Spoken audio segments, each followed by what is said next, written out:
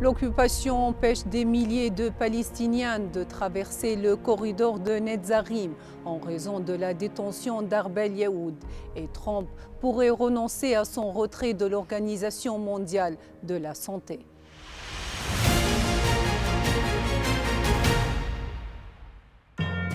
Les opérations militaires lancées par l'occupation en Cisjordanie n'ont pas cessé depuis l'annonce de la conclusion d'un accord de cessez-le-feu dans la bande de Gaza.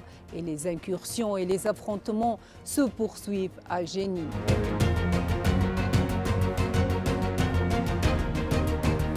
Des martyrs et des blessés dans le triangle des martyrs au sud de Jenin, après l'incursion des forces de l'armée d'occupation dans la région, après avoir déployé des tireurs d'élite autour de la maison et commencé à tirer des balles réelles. L'armée a également arrêté plusieurs jeunes et les a interrogés sur place, selon l'agence de presse palestinienne.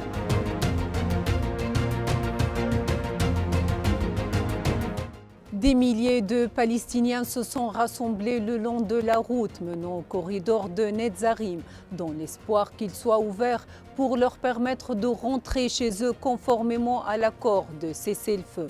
Cependant, l'armée d'occupation a annoncé que le corridor ne serait pas ouvert aux déplacés qui rentrent du sud de la bande de Gaza vers le nord.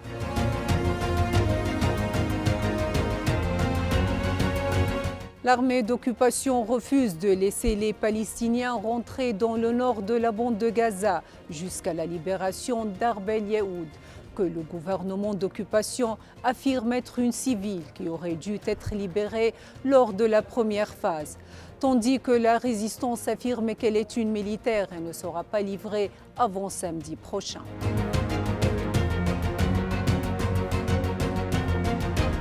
Le président américain Donald Trump envisage de renoncer à sa décision de se retirer de l'Organisation mondiale de la santé, a-t-il affirmé lors d'un discours prononcé devant ses partisans à Las Vegas, après que les États-Unis se soient retirés de l'organisation dans le cadre des premières décisions prises par Trump lors de son deuxième mandat.